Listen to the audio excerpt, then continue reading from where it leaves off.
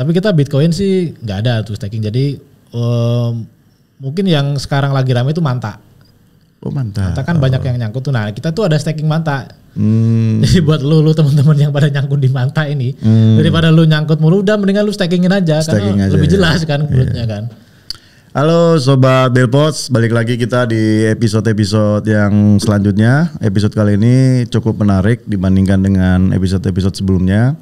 Dimana sebelumnya kita ada banyak bahas ya tentang DeFi, Decentralized Finance, kemudian ada SocialFi, ada mining, kemudian ada exchange juga gitu ya. Nah jadi untuk yang kali ini gua kedatangan tamu, kebetulan mereka adalah salah satu exchange yang baru juga terdaftar di Indonesia. Namanya adalah BitTime. Mungkin teman-teman udah pada tahu apa itu BitTime. Dan kali ini gua bersama dengan CMO-nya, seorang Chief Marketing Officer-nya. Inilah dia, Giras. Halo bro.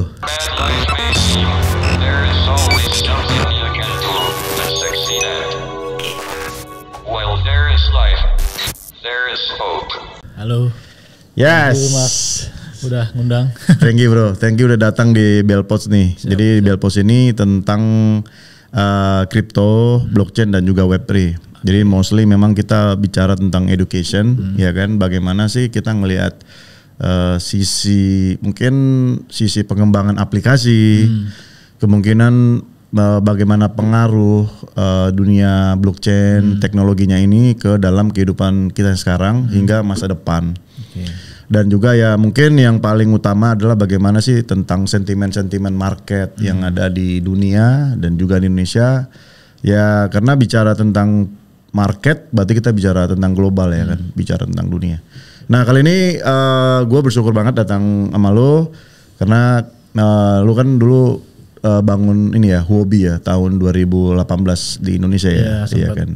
Sempat jadi tim global juga untuk tim Huobinya. Jadi kali ini gue kedatangan tamu yang spesial karena jarang-jarang nih ada orang Indonesia bisa masuk di tim global salah satu exchange terbesar di dunia yaitu Huobi dulu ya. Oke bro, kira-kira bisa nggak lu ceritain gimana sih waktu lu masuk ke dalam tim globalnya si Huobi nih? Dulu kan marketnya exchange di dunia kan nggak banyak ya, kayak Binance juga baru kan 2018 atau something kan. Nah kemudian kan sebelum-sebelumnya ya mungkin Coinbase dari Amerika kan, kemudian dari Asia gue nggak tahu ya Huobi lah salah satunya ya. Nah itu gimana cara waktu itu growth-nya bisa sampai gede banget ya? Dulu tuh aku ingat banget awalnya tuh dari di Peluang. Jadi di Peluang itu kan di Peluang. sempat handle crypto produknya. Oke. Dulu kan kita partneran sama Zipmax ya waktu itu ya. Jadi sekitar tahun 2022 atau 23 gitu. Jadi itu terus setelah dari Peluang tiba-tiba dikontak oleh Huobi. Oke. Berarti lu pertama di Peluang baru Huobi. Oke. Jadi mengenal kripto sih udah lumayan lama dari waktu wartawan. Jadi dulu tuh awalnya gue wartawan. Oh wartawan. Ya, wartawan finansial. Oke. Dan itu 2013 itu gue handle-nya stock market. Oh, stock market. Oke. Jadi waktu lu sebagai jurnalis itu yang lu liatin stock market itu apa? Si IHSG-nya. IHSG sama gue pegang waktu itu saham properti. Saham properti ya. Oke. Berarti tapi lu selalu ini kan juga kan kayak market di dunia itu kan sebenarnya banyak ya, kayak komoditas, kemudian market forex, indeks, kemudian ya stock market, kemudian ya inilah ya kayak Nikkei itu kan indeks-indeks ya. Itu lu monitor juga ya. Jadi mostly itu ya emang karena gue megang market as a whole-nya waktu itu stock market. Jadi selain gue nulis IHSG kayak weekly gitu, gue juga mantau perkembangan pasar luar kayak di Wall Street lah. Wall Street ya. S&P gitu. Terus habis itu sempat pindah ke CNN Indonesia. Itu dari awal sampai di sana paling lama sih gue 4 sampai 5 tahun. Terus ya gitu booming kripto lah. Waktu itu di kalangan orang stock market itu semuanya pada skeptik. Oh skeptik ya. Ini produk apa underlyingnya gitu kan. Pasti kan orang gitu kan. Kayaknya sampai sekarang juga ada sih orang-orang stock market yang gitu kan. Jadi underlyingnya apa sih ini, terus kenapa kok bisa segede ini misalnya si Bitcoin dulu kan. Terus waktu itu gue orang yang skeptik tapi gue pengen tahu juga sih. Dan kebetulan gue ada beberapa temen yang dia base-nya di tech juga, dan dia cukup ngasih pemahaman gitu loh. Ini tuh sebenarnya orang tuh memandang itu tuh salah. Jadi blockchain itu kan lewat Bitcoin kan awalnya. Iya. Dan kita tuh memandangnya sebagai revolusi. Oke. Gitu. Karena kan revolusi dia merevolusi ya sistem keuangan global lah. Yang mostly ya authorized lah kan, centralized gitu kan. Terus dengan adanya Bitcoin, dengan sistem teknologi blockchain ini, dia membuat hal-hal yang centralized itu jadi decentralized.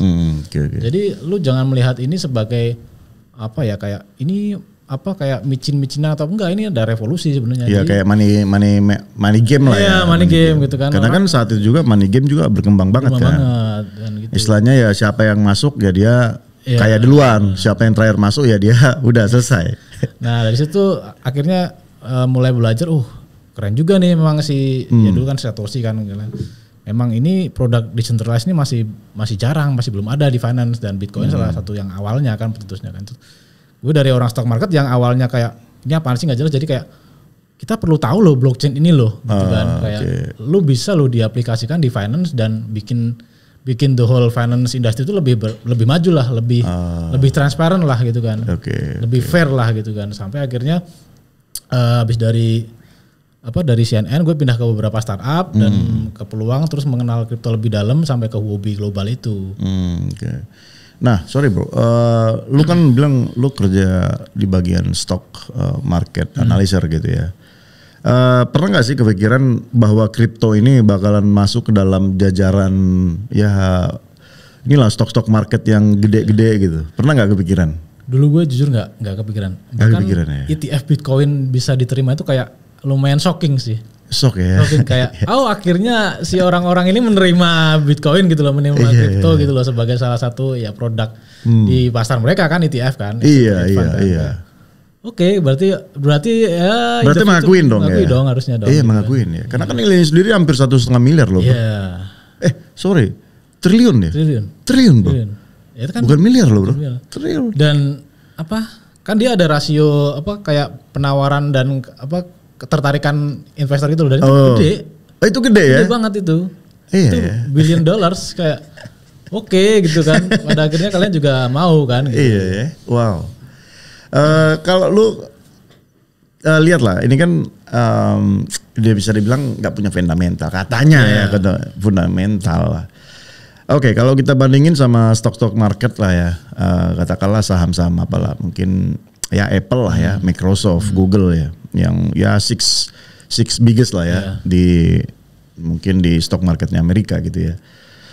Istilahnya mereka kan punya produk ya, punya produk yang bisa didistribusikan ke seluruh dunia. They have a teknologi juga, ya kan, they have user juga gitu. Kalau kita bandingin sama si Bitcoin, ya kan, agak nyeleneh ya. The first one is tidak ada founder. Foundernya ada tapi anonymous, tidak ada yang tahu siapa dia. Only the name. Itu the pertama. And the second one is dia nggak punya headquarter, dia nggak punya building, dia nggak punya representative office. No one in this world gitu. Dia nggak punya tempat kantor gitu. No kantor bro. That's the second ya. Kalau ada digerebek soalnya. Yang ketiga, dia itu nggak punya kayak business as usual. Artinya bisnisnya kayak mungkin bank, kita bisnis transfer antar bank, transfer dari Indonesia ke Amerika. Wujudnya ada bro, they have a server, they have a people, they have a bank address, ya kan? Mereka punya, tapi si Bitcoin gak punya.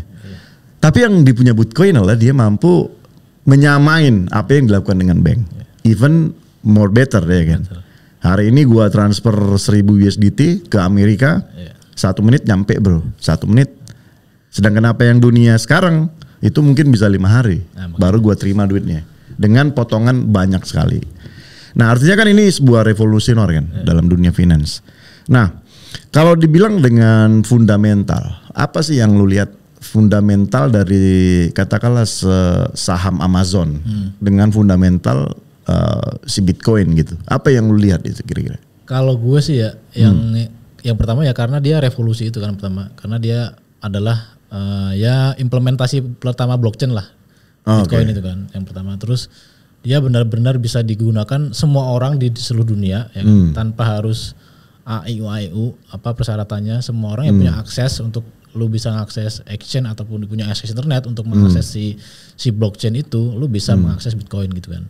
Oke. Jadi itu yang pertama. Terus pada akhirnya yang kedua nih, yang pada akhirnya kalau dipikir-pikir sebenarnya ekonomi atau value dari sebuah produk itu berdasarkan kesepakatan sih. Setelah gue cukup lama di stock market dan juga di ekonomi lah waktu gue jadi wartawan kayak dulu gue mengalami dari mulai stock market gue nulis berita juga soal misalnya batu akik.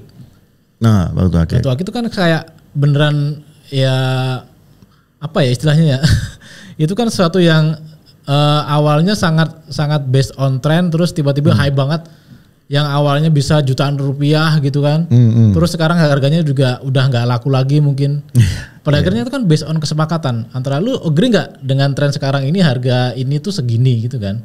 Pada akhirnya kan itu based on agreement ya kalau gue. Supply demand lah ya. Supply demand ya. Oke. Tapi sustainability nggak ada ya. Udah nggak ada itu. Artinya ya udah pernah hype kemudian mati and nggak tahu never go up lagi gitu. Pada akhirnya gitu bahkan ya kalau kita bilang semua barang di dunia pun bisa diperlakukan seperti itu kayak misalnya daun itu kalau misalnya daun ada yang sepakat daun itu sejuta ya jadi daun jadi itu sejuta kan based on kesepakatan makanya kan ada itu juga tapi jadinya jadi money game dong ada bandar yang bisa menggoreng-goreng dong kalau gitu ya makanya dengan adanya pada akhirnya kan itu kan free market banget kan memang jadi salah satunya ya dengan blockchain juga memfasilitasi free market tapi juga pada akhirnya memang kalau lu nanya misalnya underlying-nya apa ya pada akhirnya kesepakatan underlying-nya itu. Lu sepakat nggak misalnya Bitcoin segini? Kan karena dia melihat dari fungsionalitasnya juga makin banyak gini kan. Terus sampai akhirnya dari National Treasury ya kan kayak kita lihat di beberapa negara udah El Salvador ya kan gitu, udah. Oke, sekarang dia udah mulai kayak emas nih gitu kan. Iya.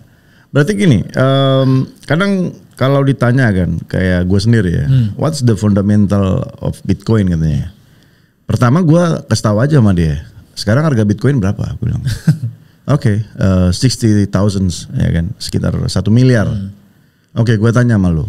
Kira-kira nilai 1 miliar itu kebentuknya langsung hari ini atau gimana? Iya. Oh enggak, 15 tahun yang lalu. Oke. Berarti 15 tahun lalu harga 1 miliar itu dibentuk. Nah sekarang gue tanya, 1 miliar itu isinya apa sih? Duit atau daun gue bilang? Duit, oke. Sekarang kalau lu tanya tentang underlying, berarti itu duit kan? Nilai 1 miliar itu kan total duit yang ada di situ kan? Bagaimana sebuah 1 Bitcoin waktu itu? Nggak usah jauh-jauh lah, tahun 2010, which is Bitcoin sendiri dibangun 2008 ya. 2010 itu baru mulai transaksi Bitcoin, which is 10.000 Bitcoin, 10.000 loh, 10 Bitcoin itu sama dengan 2 pizza. Mungkin harganya waktu itu 2 pizza sekitar $30 bro. Sampai jadi pizza day sampai sekarang ya? Iya sampai sekarang pizza day. $30 sama dengan 10.000 pizza. Itulah mungkin nilai sebuah Bitcoin waktu itu. Itulah underlying-nya saya bilang. Yang sama seperti lo bilang kan bahwa itu harga kesepakatan. And sekarang sudah 1 miliar. Sekarang pertanyaannya gimana sih bisa kebentuk 1 miliar kalau orang gak percaya gitu ya. Not trust with that gitu. Nah sekarang not sepakat with that. Iya. Sekarang kita balikin lagi ke ya emas lah gitu. Emang sekarang harga emas berapa? 1 gram berapa? 1 juta? Berapa? 1 juta? Yang cewek. Kalau gue nggak tahu harga emas sekarang. 1 juta harga emas. Oke, gue tanya. 100 tahun yang lalu harga emas berapa? 1 juta atau 100.000 atau 500.000? Berapa? 100 tahun yang lalu. Pasti lebih jauh dari rendah lah. Lebih jauh dari sekarang kan? Nah, oke, 200 tahun yang lalu, apakah harga emas ada? Di bawahnya lagi kan? Dalam artian bahwa awalnya emas juga dulu nggak ada harganya, gitu kan? Awalnya emas dulu nggak ada harganya. And once sekarang, kenapa orang cari emas sebagai store of value, ya kan? Berarti karena dia punya itu tadi punya nilai yang tidak dimiliki oleh mungkin logam-logam lain kan? Sama dengan Ethereum, sama mungkin dengan Bitcoin misalkan. Mereka punya harga sekarang. Berarti kenapa? Karena trust tadi kan, kesepakatan harga semuanya. And the end, kalau kita bilang bro, misalkan harga saham dari Apple itu sampai berapa nih misalkan? $300 per saham misalkan. Berarti kalau kita bilang under value-nya apa? Apa under value? Apa underlying kira-kira menurut lo? Kalau saham ya. Ya, harga saham Apple sekarang kenapa bisa jadi $300 contohnya? Kalau saham sih banyak tuh kalau waktu gue jadi di stock market ya. Jadi mulai dari kita ngelihat laporan keuangannya deh. Ada laporan keuangan ya, laba bersihnya, berapa pendapatannya, berapa pengeluarannya, berapa cash yang berputar kan? Oke, berarti underlyingnya mungkin kita bisa lihat dari penjualannya ya, penjualannya berapa? Oke. Akhirnya dari penjualan itu kita akan punya forecasting, bahwa in the future ini akan jadi sekian, in the future akan sekian. Berarti kan balik lagi kan, kayak model startup, jual apa? Jual mimpi, jual masa depan kan. Oke. Nah sekarang Bitcoin juga kan sama juga gitu, menjual mimpi. Ya kita selalu menjual namanya stock to flow. Harga Bitcoin pasti akan selalu naik. Kata pasti ini memang dikunci bro. Kata pasti ini dikunci karena memang dia ada matematik ininya, perhitungannya, dan itu pasti nilainya nggak meleset bro. Itu yang pasti. Nah sekarang harga Apple sekarang 300, mungkin nggak 50 tahun lagi jadi 1000 contohnya. Nggak ada matematiknya. Bisa juga turun kan? Bisa juga turun. Kita nggak tahu. Apalagi sekarang salesnya lagi turun Apple tuh. Oh Apple-nya turun. Nah, sekarang lagi turun. Berarti kan ya nggak ada istilahnya forecastingnya nggak ada gitu loh. Nah everything can be good or bad lah istilahnya. Iya. Tergantung kalau perusahaan kan kembali lagi tergantung strategi perusahaannya dan manajemennya kan. Kayak dulu kita ngeliat wah gila nih Apple sebagai number one stock gitu kan. Iya. Terus dia melakukan hal-hal yang kayaknya kok monoton ya gini-gini aja. Lu tiap tahun September ngeluarin iPhone peningkatannya kok gitu-gitu aja. Akhirnya sangatnya anjlokkan tahun ini. Oke. Jadi pada akhirnya ya kembali ke lu inovasi yang lo bawa itu apa, sesignifikan apa kan. Dan kalau gue ngelihat Web3 misalnya dengan Bitcoin dan sebagaimana yang lainnya, ya inovasinya kelihatan banget gitu kan. Dari yang dulu cuma blockchain dengan Bitcoin sekarang sampai ada di apps, ada DeFi segala macam, dan semuanya bisa ada dilakukan. Metaverse, ada DeFi, ada SoSFi, ada NFT lah ya kan, macam lah ya pengembangannya. Oke. Kalau lu sebagai ini kan lu sebagai marketing nih bro, kira-kira kalau marketing itu di dunia Web2 sama Web3 itu agak jauh berbeda nggak bro? What you see in this market differences? Kalau gue karena gue lahir dari dunia konten ya, dari wartawan, terus megang konten, terus megang marketing tuh gue masih lumayan agree dengan Bill Gates yang dia bilang dulu content is king ya. Content is king. Karena pada akhirnya apapun yang mendrive orang pertama itu ngelihat konten dulu nih, ya kan. Kita dulu juga ngelihat ya Apple lah, dari kontennya. Anjir nih gila banget nih bikin brandingnya keren kan Apple gitu kan. Dan gue masih ingat banget ya antara si gendut sama yang si kurus ya. Nah itu kan sekarang udah gak ada lagi ya. Itu mungkin zaman gue lah, nggak tahu. Zaman lu masih ada ya. Masih ada. Ya kan. Bagaimana dia membandingin antara si tanda kutip si Microsoft sama si Apple ya. Itu gila sih, gila. Itu gila. Itu serial loh, serial bro. Dia ngeluarkan sebuah fitur baru, nah dia kasih tuh konten tuh, selalu begitu tuh. Dulu kan emang ya persaingan banget kan Microsoft Apple kan. Iya. Dia tuh kayak seorang konseptor yang dia melakukan gebrakan lah. Inovasi. Sampai akhirnya dia punya produk yang ya bisa dikatakan inklusif tapi laku gitu. Iya, eksekutif dan laku ya.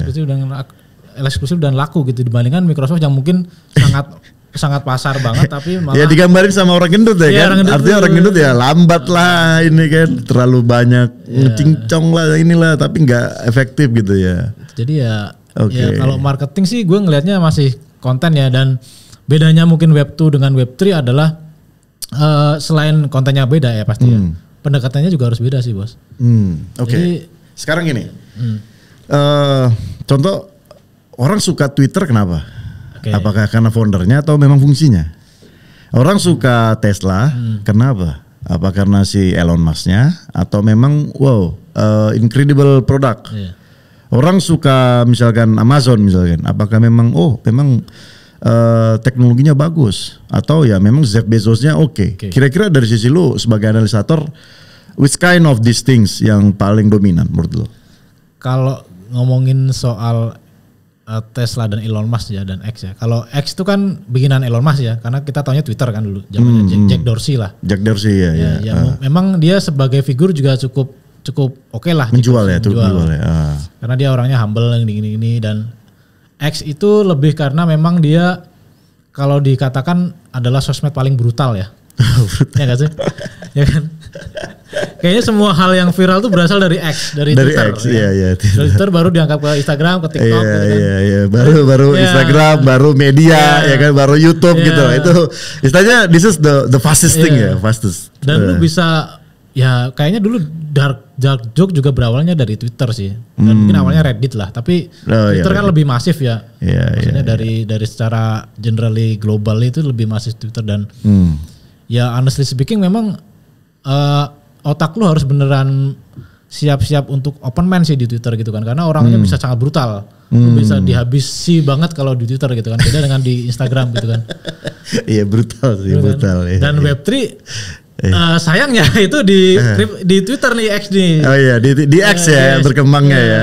Hampir semua mungkin iklan apa semua tentang kripto ya. Airdrop pasti di Twitter dulu kan airdrop. Gitu. Karena memang ya orangnya selain open minded juga orangnya memang ya frankly speaking orangnya sangat sangat open to anything ya untuk diutarakan lah. Iya. Jadi orang-orang Web3 kan gitu sangat kita open ya barbar lah debatnya lah gitu kan. Jadi mungkin karena itu dan orang-orang tech juga sangat terbuka kan orangnya. Jadi pada akhirnya ya X inilah yang jadi sosial media pertama untuk Web3 yang paling gede ya. Selain kalau go to community kan pasti ada Telegram, terus ada Discord sekarang. Nah tapi balik lagi yang pertanyaan gue kan berarti dilihatnya dari sisi apanya? Teknologinya atau dari orang yang menciptakannya? Kalau gue sih ngelihat itu sebagai untuk Twitter as social atau marketing channel ya. Itu memang dari how the Twitter create their market sih. Jadi audiensnya itu emang menurut gue lebih oke lah untuk Web3 dibandingkan ya Web2 juga ada, cuma memang Web3 lebih masuk kencang lah ya situ ya, lebih kencang. Karena memang brutal banget ya, dan istilahnya no sensor. Ya kan, open ya kan. Kalau Web2 kan kita mungkin masih mostly di Instagram. Iya Instagram. Instagram atau sekarang ada TikTok lah. Cuma bedanya marketing Web3 ya itu lu harus tahu juga kan beberapa channel yang memang into Web3 dan channel yang mana Web3, mana Web2 gitu ya. Berarti memang ada diversifikasi. Channel streamingnya ya. Oke bro.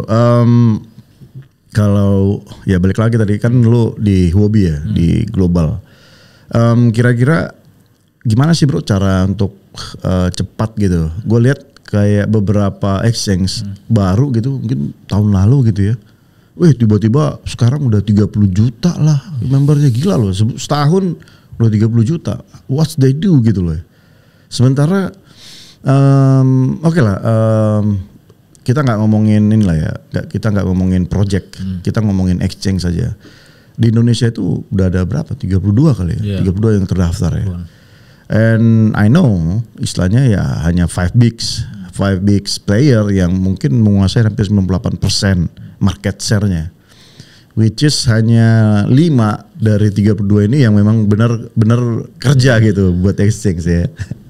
Nah pertanyaan gue ini kira-kira kalau dari si Bittime-nya nih gimana kerja paksanya ini untuk melawan 5 bigs ini bro? Kalau kita kebetulan kita memposisikan sendiri sebagai challenger lah. Challenger. Cabai rawit lah. Kecil-kecil cabai rawit lah gitu kan. Kecil-kecil tapi pedas ya. Jadi kita ngelihat nih kan si penggede-penggede ini plus minusnya apa sih gitu kan. Terus, berarti ada SWOT-nya ya? Iya, terus kita tuh bisa masuk di bagian apanya sih yang buat membedakan mereka, dan kita juga bisa gain attention lah dari market itu kan. Gitu. Okay. Jadi yang pertama ya selain branding as a company, kita juga comply. Jadi kita tuh kebetulan bisa dikatakan salah satu yang sangat comply ya. Jadi jadi compliance-nya lumayan kerja keras. Bahkan kita kemarin itu punya token platform. Itu namanya Palapa. Beda kan namanya, biasanya kan kalau ya kita lihat ada PTU, ada pintu, terus ada toko gitu kan. Nah kita namanya Palapa, padahal nama platformnya Bittime itu karena apa? Karena kita token ini tuh udah license duluan. Jadi bukan sembarang token yang unknown kita. Sorry. Tapi bukannya token itu dilarang ya kalau exchange ngeluarin token sendiri ya? Nah ini kita mengadopsi jatuhnya. Adopsi. Jadi kita udah ada nih token yang udah terlisensi nih Palapa ini kita adopsi. Jadi beda PT berarti. Beda PT. Jadi benar comply. Jadi lu kalau nanti pakai Palapa itu ya ini memang udah license Bapepti, kita udah masuk daftar 500 lebih aset yang udah diperdagangkan. Nah, itu sih kita membedakan dirinya di situ yang pertama. Terus yang kedua kita sangat komit dengan hype token dan meme token. Jadi kan hype token dan meme-nya.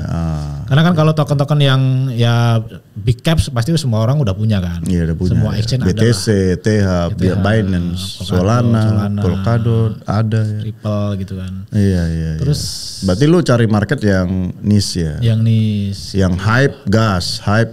Nah, itu kesulitannya juga salah satunya di comply juga karena kan kita harus lapor di ke Bapepti kan nih boleh nggak kita listing. Berarti ton masuk nih. Insya Allah masuk sih. Kemarin baru listing di Binance kan ya. Kita tuh lumayan gila sih tim listingnya. Jadi kayak ya GameStop tuh bisa dikatakan kita cuma satu-satu yang punya GameStop. Oh GameStop. Ya terus kemarin ada Baby Dots, terus ada. Oh Baby Dots, ya, buset. Udah masuk. Wow. Jadi kita lumayan. Kemarin gue baru beli di ini kali. Lumayan. Di apa? Get.io kali. Nah di luar kan. Iya. Makanya lumayan heavy sih tim listingnya ini karena kita memang. Jadi impian kita tuh sebenarnya gimana sih lokal atau investor atau trader di Indonesia, lokal crypto investor dan trader di Indonesia ini bisa selevel sama yang di luar gitu kan, bisa punya akses yang sama cepatnya lah. Jadi nggak harus gue ke KuCoin dulu deh atau ke Get.io dulu deh atau ke. Oh iya, gue biasanya ke Get.io itu untuk cari-cari token micin di sana. Nah kita pengen kita bisa selevel dengan mereka yang di luar itu, jadi dengan pairing IDR malah. Tapi kan di Bapepti sendiri kan ada banyak aturan bro. Iya. Jadi gimana? Lu bypass atau gimana tuh? Pasti kita comply. Oh tetap comply rules-nya. Iya. Jadi compliant kita tuh sangat standby orangnya. Jadi kita mau listing ini nih, standby ya gitu. Jadi dia standby untuk nge-apply ke Bapepti. Kalau dia approve baru kita listing gitu. Iya. Ya pokoknya selama karena kan hype ini kan belum tentu benar juga ya. Istilahnya ada juga yang hype abis itu udah hilang tiba-tiba kan. Kayak gue lihat sih kayak sekarang lagi gencar hamster gitu ya. Iya hamster. Iya kan. Padahal ya di beberapa belahan dunia pun exchange-nya masih pre deposit lah bro. Belum diperdagangkan juga gitu ya. Kemarin tuh yang udah di Gate ya atau udah ada Bitgate ya? Di Get.io kalau nggak salah. Get.io. Dia udah. Kalau Get.io udah pasti bro, memang itu sarangnya itu. Tapi kan harganya masih free juga kan? Iya masih free. Kita nunggu aja nih. Pokoknya kita siap-siap aja kalau memang dia udah listing, kita langsung kejar gitu sih. Oke bro, one questions. Kira-kira apa sih yang lu lihat dari si trader kripto ini sama si trader saham? Karena ada yang bilang bahwa nggak tahu ya sejak hype-nya si crypto exchange ini mostly banyak trader yang main-main di katakanlah indeks, main di IHSG ataupun main-main di falas gitu, forex something itu semua pindah ke crypto. What they see bro? Ini gue boleh buka-bukaan aja kali ya? Buka-bukaan dong di sini. Jadi gue kan dulu kenal beberapa orang lah di sekuritas juga. Terus ya orang-orang dekat gue juga masih ada di dunia itulah, di dunia stock market. Jadi, dan mereka tuh pada curhat. Kondisi stock market Indonesia saat ini tuh udah bisa dikatakan flat lah. Flat ya, udah jenuh ya. Udah jenuh gitu kan. Dulu gue mengalami zaman dimana mostly investor itu dari luar, mungkin 70-60% tuh investor luar. 70% ya? Investor asing. Tapi marketnya gila. Maksudnya marketnya sangat atraktif gitu. Gak banyak hal-hal yang kelihatan banget kayak dimainin lah dalam tanda kutip. Digoreng-goreng ya? Digoreng-goreng. Nah entah kenapa somehow ketika marketnya mostly berpindah ke lokal investor.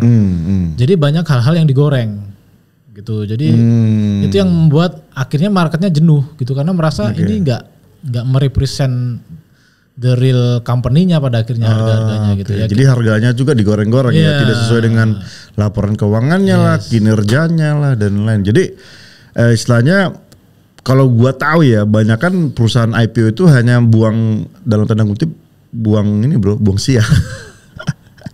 Karena kan pada dasarnya kalau istilahnya sebuah perusahaan IPO itu kan sebelumnya PT ya, jadi private company biasanya kan. Artinya ya mereka punya modal gitu lah, kemudian ya mereka melakukan IPO untuk buang, katakanlah buang modalnya ke publik mau nyerap atau enggak.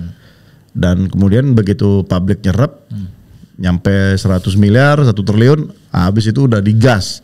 Dibuang semua bro. Serem ya? Iya serem, dibuang semua. Jadi kan kalau gue pikir-pikir ini kan sama kayak model-model ICO. Ya, ya kan, model-modelnya sama. Jadi ICO buang token, ya kan, token orang beli duit dalam bentuk duit. Ini cash nih bro, bukan token yang nggak jelas ya kan. Nah, udah. Habis itu token yang mereka punya tinggal jual lagi ke market.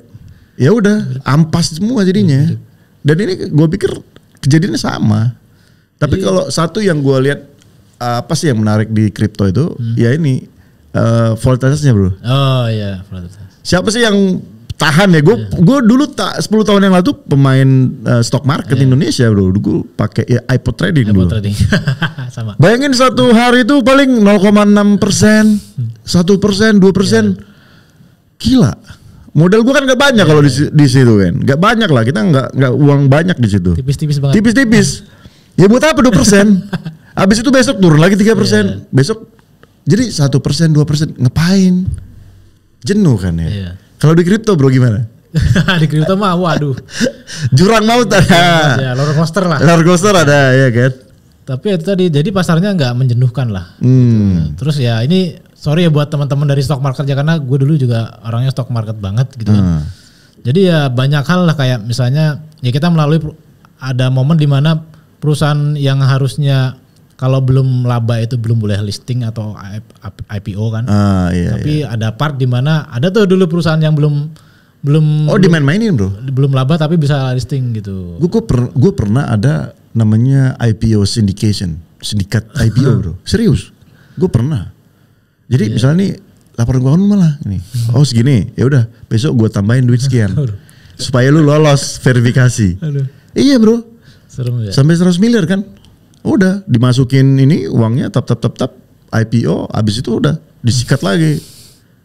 Lebih dari 100 miliar disikatnya. Nah itu sebenarnya gue bilang ya kejahatan juga. Tapi kan siapa yang bisa mendeteksi, karena udah ada rules. Oh ini persyaratannya untuk IPO dan lain-lain. Tapi ternyata di belakangnya banyak permainan. Ya gue sih berharap pada akhirnya ya the whole market lah, nggak cuma crypto, stock market juga bisa mulai growing lagi lah dengan sehat lah gitu kan. Karena ya pada akhirnya kan stock market jadi salah satu indikator negara juga sih kalau kita bandingkan waktu gue. Oh iya, indikator sebuah negara itu ini ya. Jadi IHSG dibandingin Dow Jones gitu kan, kita lihat nih perkembangan stock marketnya gimana gitu kan. Pada akhirnya itu sih salah satu mungkin fungsi dari stock market di sebuah negara tuh itu. Iya. Istilahnya memang kan itu bicara tentang perusahaan ya. Iya, perusahaan. Jadi berapa sih perputaran duit di perusahaan itu kan gitu ya. Even kalau gue tahu IHSG paling berapa persen ya setiap tahun bro? 2% paling peningkatannya. Peningkatannya dulu sih sempat double digit, ada 13%. Oh 13% ada ya. 2013 ke atas tuh lumayan lah. Jadi sungguh dulu tuh masih menyenangkan lah dulu saham itu kan. Terus sorry lu masih ingat gak sih market cap IHSG sekarang? Aduh, kalau nggak salah di 6.000-an kayak aku udah. Bukan, itu kan 6.000 harganya. Oh harganya. Nah kalau ini market cap-nya berapa? Ada 1 triliun nggak? Lebih lah. Lebih 1 triliun ya. Itu udah, wah lebih lah. Kita ngelihat aja yang paling gede sekarang siapa kan? BCA udah nggak gede ya. Paling gede tuh dulu. Gua nggak ngikut sih. Ya biasanya BCA, Mandiri, BRI ya kan. Gue sempat ngedengar ada salah satu perusahaan yang biasanya nggak di atas tiba-tiba di atas lah. Dan itu cukup mengagetkan juga kayak. Itulah yang itu perusahaannya si Bayan. Nah gitu kayaknya. Yang batu bara kan, yang Pangestu, Projo Pangestu. Jadi orang terkaya nomor 1 tiba-tiba. Begitu batu bara langsung naik, itu kan. Jadi ya kita sih berharap the whole market lah, nggak cuma. Oke, so we back again bro. Jadi si BitTime ini register tahun ini ya? Atau sebelumnya? Udah sebelumnya. Tapi tahun beroperasi itu 2021. 2021 operation, oke. Gimana untuk bersaing dengan Five Biggest?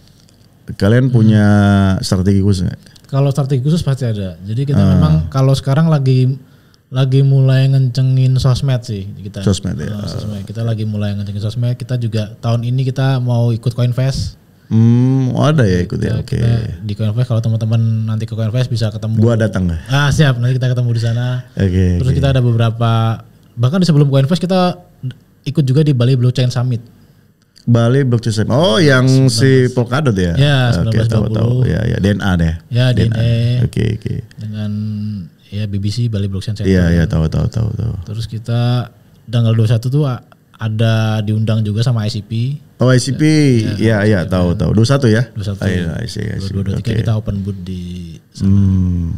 Berarti kalau sekarang kan sebenarnya kalau kita lihat money monetizing ya dari si exchange ada ya mungkin ada beberapa lah. Nah, salah satunya kan dari listing nih, Bro. Salah satunya nih.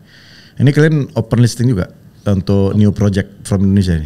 Open ya. Oke. Harganya gimana? Harga nanti kita pasti ada tim listing sih yang ngecekin itu. Oh, jadi kita tuh terakhir salah satunya ada CuanSwap kalau nggak salah ya. Apa? CuanSwap. Yang listing itu terus. Kayaknya nanti ada juga beberapa project lokal juga. Itu apa? Modelnya gimana? Apakah harus tembus dulu ke Bapepti, harus ada listing baru kalian listing, atau dari kalian dulu listing baru ke Bapepti atau gimana? Supposedly harus lolos Bapepti dulu sih. Bapepti dulu. Kita kan comply banget ya. Jadi kalau Bapeptinya udah oke, kita pasti bakal bantu. Ataupun kalau misalnya ada yang project yang perlu dibantu untuk connect ke Bapepti pun kita juga bisa bantu. Ya. Selama itu memang visibilitasnya oke nih projectnya gitu kan. Oke. Karena ya lo tau sendiri lah ya. Kita nggak usah tutup mata dan ini menjadi sebenarnya cambukan besar juga. Terutama buat gue lah. Mungkin orang ya gue bisa dibilang orang lama juga di kripto nih. Ya gue udah ngikutin lah perkembangan bagaimana token-token Indonesia ini akhirnya cuma jadi sampah bro. Bagaimana di awal-awal mereka punya janji gitu ya. Kemudian ya punya capital juga gitu. Teman nggak tahu kenapa 2 tahun 3 tahun dead bro, dead. Beda loh sama token-token luar, mungkin dead akhirnya raise up gitu ya. Ini dead benar-benar kayak udah mati beneran gitu, kayak nggak ada fungsi lagi gitu.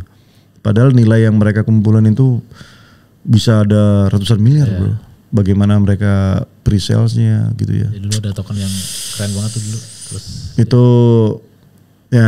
itu gue bilang ke beberapa teman-teman lah di Access ya. Ya kalian harus memperhatikan itu juga gitu kan. Bagaimana lah mempertahankan kepercayaan investor.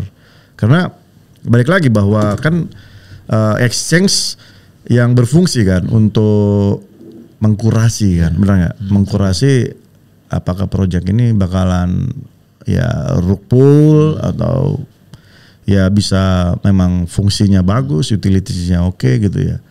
Nah jadi ya balik lagi sebenarnya kalau gue bilang siapa yang bertanggung jawab sebenarnya gitu. Ya kalau gue bilang ya bertanggung jawab ya si yang listing lah. Dia kan udah melakukan due diligence gitu. Dia udah melakukan berbagai macam audit juga gitu loh.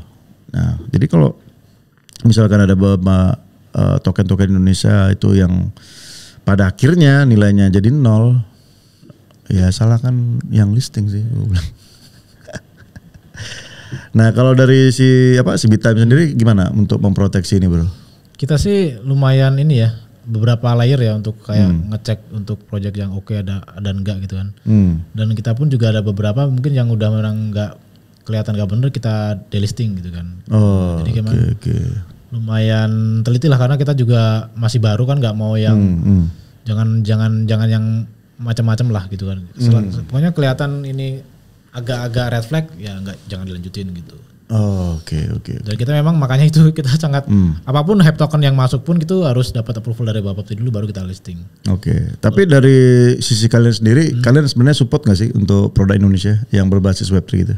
Sangat support ya. Oke. Kira-kira apa supportnya? Nah ini salah satunya kita bikin token palapa itu. Oke, token palapa. Itu mungkin nggak tahu ya sekarang mungkin ya salah satu token lokal pertama yang udah license Bapepti juga kali ya untuk banyak platform. sih kalau Token platform license itu udah ada 10 atau 12 lah yang gue tahu. Nah, untuk jadi token platform. Oke. Gue sih belum. Jadi ya memang kita license dulu baru kita adopt jadi token platform dan udah masuk ke daftar itu dan kita menyiapkan lumayan banyak fitur sih ke depannya di dalam roadmap itu. Salah satunya juga karena kita ini kan lumayan fokus juga di staking ya di Bittime. Jadi kita tuh kayaknya yang paling banyak di sekarang dan produk staking kita tuh juga udah comply. Jadi udah dapat license dari Bapepti. Oke. Jadi setahu gue tuh nggak banyak ya yang punya staking udah dapat license dari Bapepti ya. Oh nggak banyak ya. Nggak banyak. Tapi kemarin gue ngecek ya itu nilainya lumayan gede loh bro. Ya makanya. Bener kan itu? Bener itu. Ini gue sejauh-jauh ya gue bandingin sama Binance lah ya. Iya. Dia contoh si Bitcoin ya, dia si Binance itu API-nya paling 2% setahun loh. 2% loh setahun.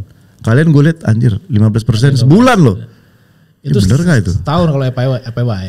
setahun sebulan ya? itu kayak holding periodnya. Oh holding periodnya. Oh. Ada yang 7 hari bisa di withdraw, ada yang iya, karena kan gini ya. Dia dapatnya dalam bentuk apa? Dalam bentuk si tokennya atau koinnya atau dalam bentuk USDT? Tokennya. Nah itu. Kalau tiba-tiba nih nilai tokennya naik kan.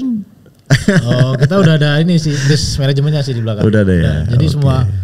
Jadi mereka lah yang paling memantau si 12 lebih token yang di staking ini.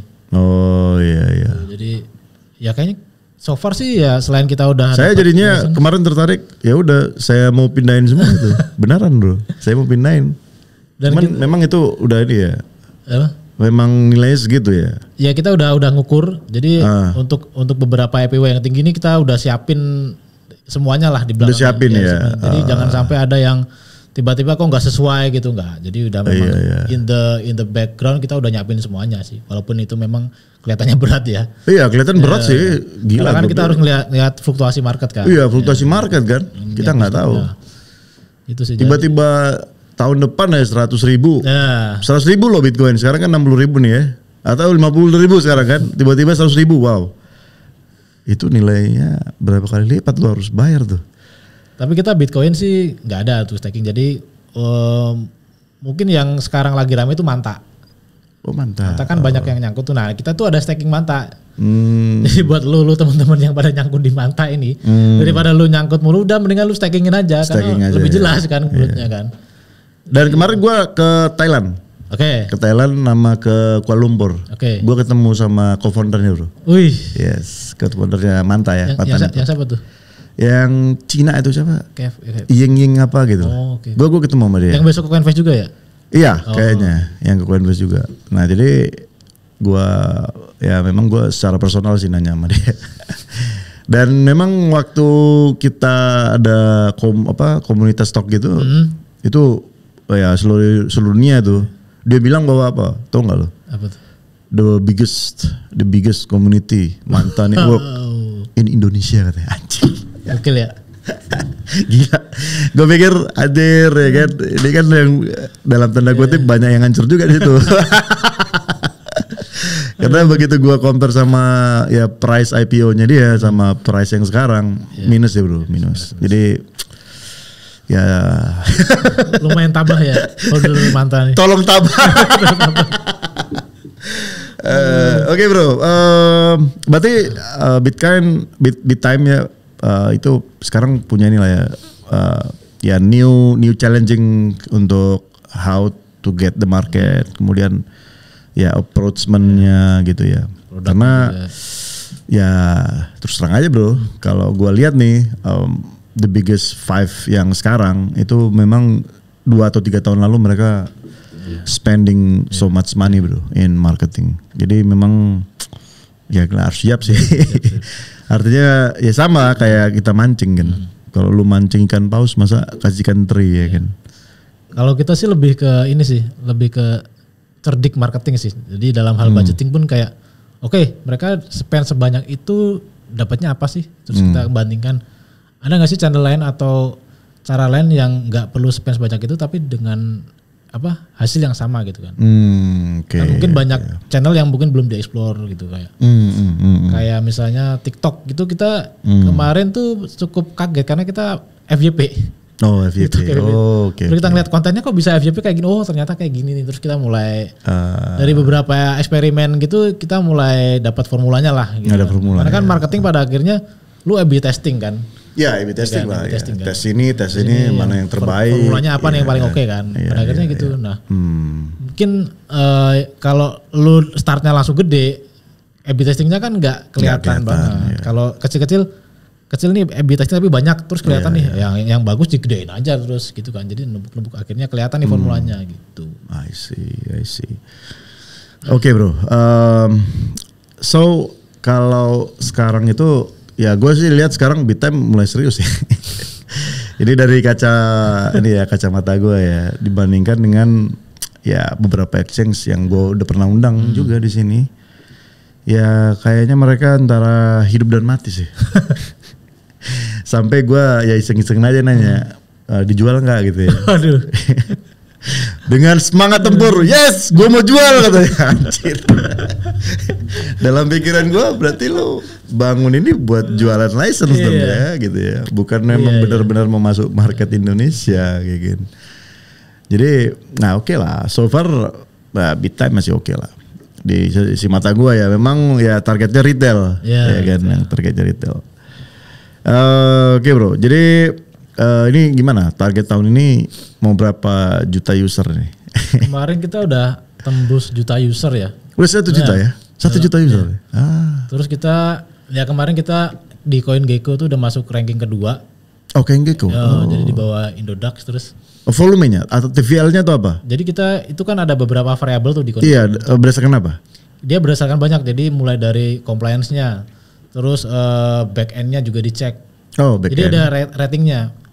Volume tuh cuma salah satu bagian doang, jadi salah satu variabel doang. Jadi ada banyak variabel lah. Dan kita berusaha untuk comply semuanya deh. Kan terus akhirnya awalnya tiba-tiba naik nomor 3 kan. Oh, terus, sekarang web traffic berapa? Web traffic kita udah sebulan. Jutaan sih. Sebulan? Ya jutaan. Oh. Karena kita tim SEO-nya lumayan kenceng Pak. Jadi kita lumayan ada belasan orang untuk SEO sendiri ya. Oh SEO-nya. Jadi memang kita ngeliat SEO-nya memang lagi bagus nih karena kan dari awal tahun kan kita udah lumayan bull ya. Jadi kita ngeliat nih dari awal tahun udah bull, pasti larinya kan ke search engine juga kan. Terus kita mulai bikin strategi lah. SEO-nya beneran dikuatin gitu kan. Jadi kita memang fokusnya ada juga di situ di SEO. Terus ya di dalam marketing kita baru mau mulai massively. Terus CoinVest nih, itu pertama kali BitTime ikut CoinVest itu tahun ini Pak. Tahun ini ya, ya makanya serius sih. Yang dulu-dulu ya emang gue lihat ya exchange yang CoinVest ya dikit lah. Kadang-kadang ya memang ada yang udah ya modal gede banget gitu ya baru masuk. Makanya ya gue lihat nih serius sih.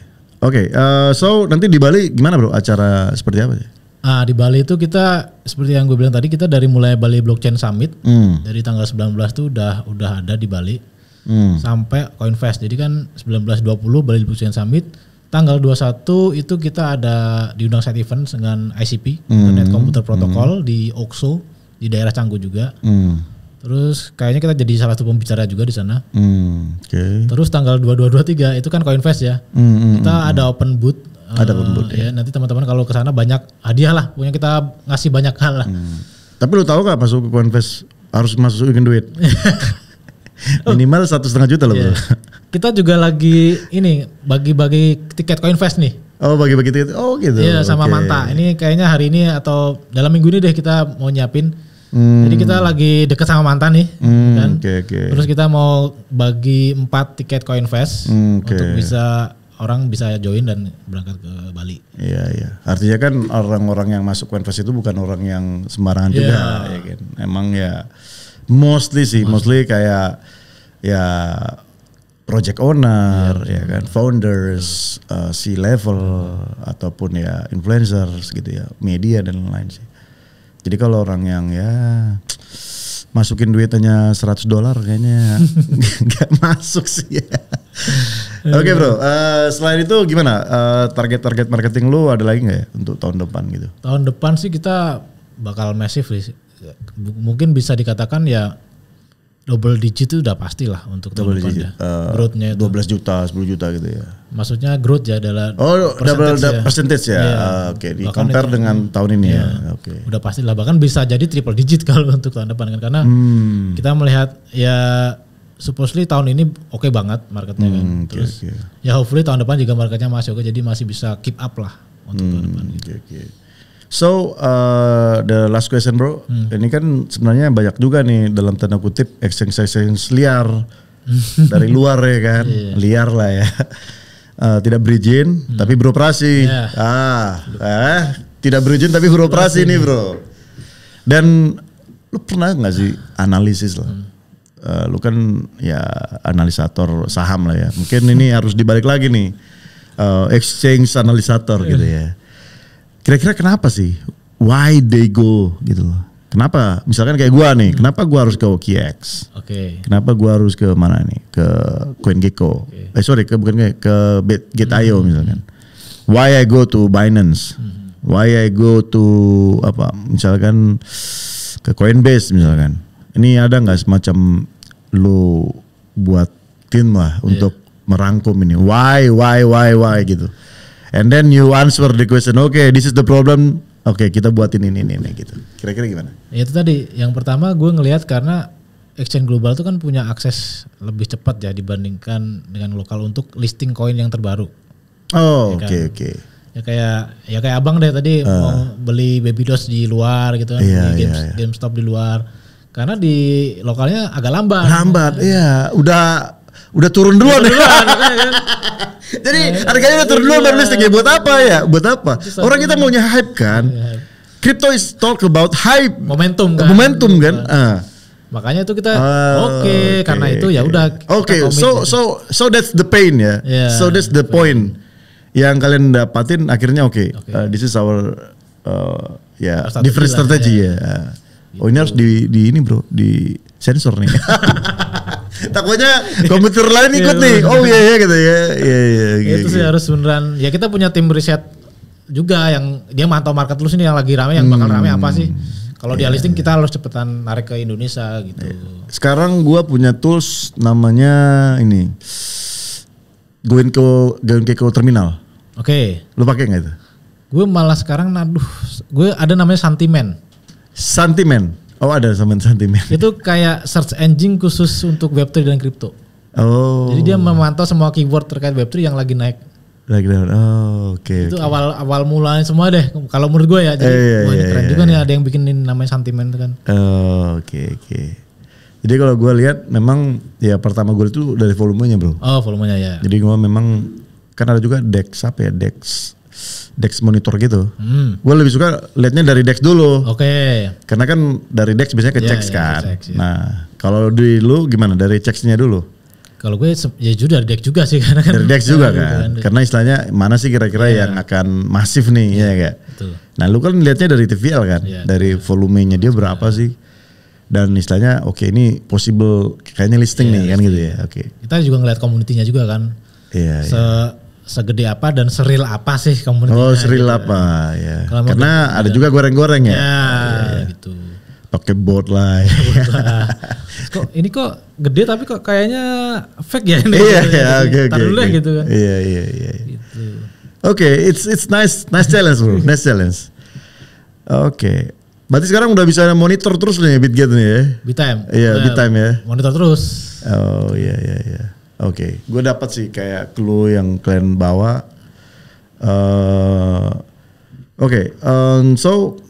Gue punya ini sih bro, semua punya ide. Kan rata-rata nih untuk mass adoption itu untuk project-project Web3 kan agak susah ya. Ya kan. Gue punya ide. Apa tuh, semisalnya lah kita buat kayak festival. Example lah ya, music. Ya kan, atau ya fashion lah, walaupun kemarin dilakukan tapi gagal ya, fashion show gitu ya kan. Kemudian misalkan game, e-sport game for Web3 contohnya, festival. Kemudian misalkan festival apa lagi, festival film contohnya. Ini kira-kira masuk nggak? Masuk banget bang. Masuk banget ya. Dan salah satunya tuh yang sempat diobrolin tuh maraton bang. Oh maraton. Oke. Karena kan lagi rame running kan. Iya. Jadi waktu itu tuh gue sempat ada acara sama Om Will, CTO-nya Indodax, sama Pak Tirta juga dari Bapepti. Terus kita ngobrol gitu. Om Will kan dia suka lari ya, suka triathlon juga. Terus dia bilang, kenapa kita nggak bikin kriptoran aja ya, atau Web3 run ya? Oh itu ide gue itu. Kan? Keren kan itu kan? Udah gue bilang Pak Will udah. Nah, itu kan. Iya. Makanya kayak ya semua orang tahu yang gede kayak ada Maybank Marathon. Kenapa kripto nggak ada yang gede? Iya. Kita juga gede juga kan. Iya. Karena kan selain menarik banyak orang, juga luar negeri masuk loh. Iya kan? Itu ya olahraga kan pada akhirnya sehat juga kelihatan. Gitu. Iya. Berarti menarik lah ya. Menarik lah. Oke. Bungkus ya. Oke bro, last question ini gimana nih buat para investor-investor Indonesia tentang gimana mereka mau masuk lah di awal-awal ke dunia exchange. Oke, kalau untuk exchange sih pasti yang pertama do your own research ya. Oke. Jadi terutama buat yang awam banget di dunia finance gitu, lu ya pelajari basic finance dulu, terus market dulu. Kalau bisa ya kalau misalnya kripto terlalu tinggi bisa masuk ke yang gampang kayak stock market, ada mutual fund kan yang gampang. Terus kalaupun mau langsung ke Web3 juga mungkin kalau saran gue sih jangan yang langsung ke hype token ya. Walaupun kita sangat fokus hype token karena ya itu kan sangat-sangat banyak variabelnya ya untuk bisa masuk. Jadi bisa lu mulai dari yang big caps lah. Big caps secara fluktuatif. Lambat tapi pasti ya. Ya gitu. Terus kalau mulai paham lu bisa mulai masuk ke hype token, meme token juga. Iya. And the end after you trading ya pelajarin ininya ya kayak lu bisa nggak buat apps gitu di dalam si decentralized chain-nya kan. Oke bro, thank you bro buat waktunya. Siap. Oke sekali lagi teman-teman mungkin teman-teman bisa dapat insight lah ya bagaimana sih kalian bisa sebagai ya traders ataupun investors di dunia blockchain dan Web3. Yang pasti sih ya satu kata bahwa your decision is your own risk gitu. Jadi jangan sampai kadang-kadang ya kalian rugi, kalian nyalain platform lah, nyalain project lah gitu. Nggak boleh. Karena itu tadi your decision is your risk. Jadi kalau itu keputusanmu berarti ya itu adalah resikomu sendiri gitu. Jangan sampai nyalain siapa-siapa. Karena apa juga ya ketika kamu untung emang kamu bisa kasih tahu ke kita untung atau enggak kan enggak juga. Jadi jangan ketika rugi ngamuk-ngamuk, ketika untung diem-diem gitu. Jadi kita harus fair bahwa ya sekali lagi kalau gue tekankan bahwa di dunia tradingnya kripto itu dalam tanda kutip masih money game ya. Masih ya uang main-main lah. Dalam kita tadi udah bahas bahwa fundamental dari sebuah perusahaan IPO dengan fundamental dari sebuah perusahaan blockchain itu jauh berbeda, sangat jauh berbeda. Jadi yang perlu kalian perhatikan adalah pertama pelajarin dulu bagaimana sih konsepnya, bagaimana sih kinerjanya dan bagaimana sih masa depannya. Nah ketika itu sudah kalian dapatkan, baru kalian bisa ngambil keputusan apakah kalian layak untuk memberi token tersebut atau tidak. Oke? So jangan pusing-pusing lagi, balik lagi kalian tetap cari duit itu bekerja ya. Bukan menggandakan duit, bukan berhalusinasi bahwa kripto bisa menggandakan duit kalian. Never. Dan terakhir bahwa di dunia blockchain itulah tempat kalian bisa membuat aplikasi sebebas manapun karena semua source code-nya itu open source dan apapun ide-ide kalian yang bagus silahkan menggunakan open source yang sudah ada, chain-chain yang sudah tersedia karena itu akan mengembangkan diri kalian.